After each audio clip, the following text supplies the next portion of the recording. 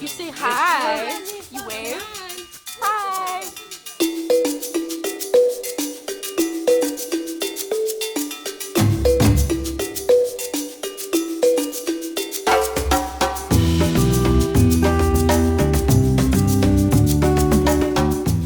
So our trip is called the Uganda Service Learning Trip. We're here to work with the kids, play with them as much as we can, and not only learn about this culture, but also kind of learn from each other, get to know each other better. The Malayaka House is an orphanage for children who have come from different places around the area. There's about 40 kids here. It started off as one child and grew from there within the past 12 years. It came about in an unusual way because a child whose name is Malayaka had a profoundly ill mother, and Robert sort of came across her. He ended up starting something for one child and then another, and it became his life's mission.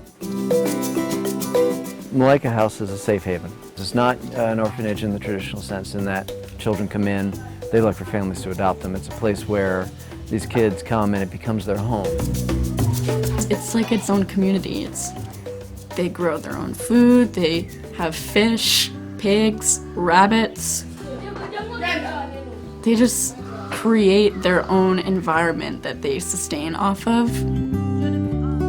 People tell you that people in Uganda are very friendly, but you knew that these kids were ready to just share everything with you. I was so excited to meet them and learn about them and make those connections that I was hoping I'd be able to make, and that was when I knew it would actually happen. It didn't feel real until we actually physically the gates were open and we drove through. That's when I think it got real for me. So it was just an extremely emotional experience because it was just we were finally here, all of this planning, everything that we had done is finally here. And when they opened the gates, they were screaming and they were just so excited because, there's new people, new faces, more people to play with, and it's just something that you just never forget. They just start introducing their names.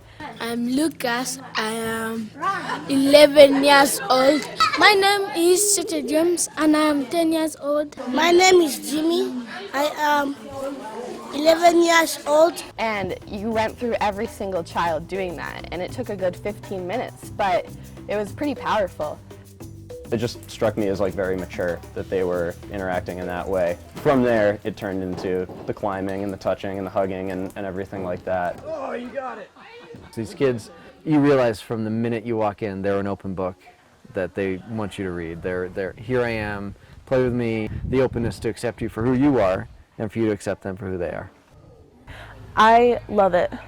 I definitely think it's going to become just having that physical touch with another person is going to be part of my life from now on. So I'm excited that I learned that here. What's this one about? I think it's really important that we're here just doing things with them. I mean, one of the things I think is really important about service is realizing that you're not going to change the whole world, but you can change a tiny part of someone's, even if that's just their school vacation. I brought a giant bag of nail polish with me from middle school that I just had sitting around.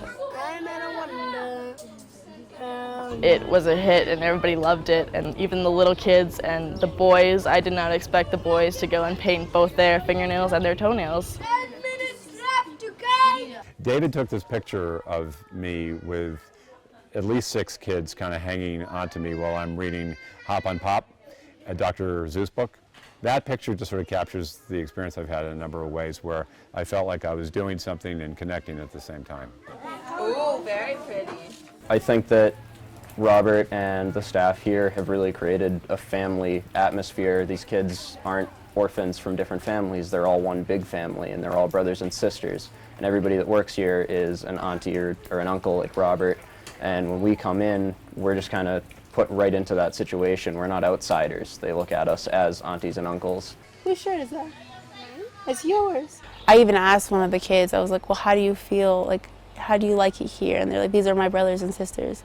So they know that this is their family. They've all lost and they've all felt the tragedy of what it is to lose. So just being together just holds them together.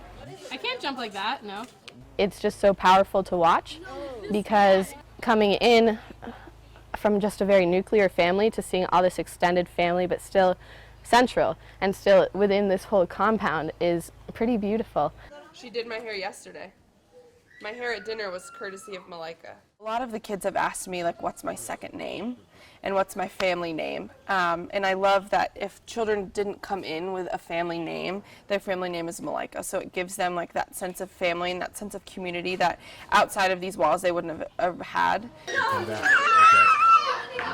There's 39 beautiful kids here, and I think coming here and seeing them having a need for humans in their lives as orphans really resonated with me, because I want to be that person for people all throughout my life who have a need for a human.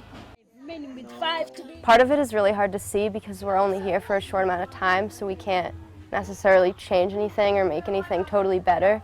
And that's something that I sort of started to realize in the second week, like when it got a little bit below the surface, and I think you really start to see like what these kids are really going through.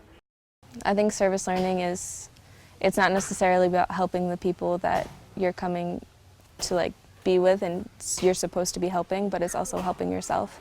And while you're giving a service and you're playing with these kids and you're giving them attention and the affection, that you're also taking stuff away from it as well, and you're learning things about them and their culture and even yourself. Coming in, I'm so bad with names, and I did not think I would remember every kid's name ever. And leaving in 4 days, I don't think I could forget one now. They stay with you forever.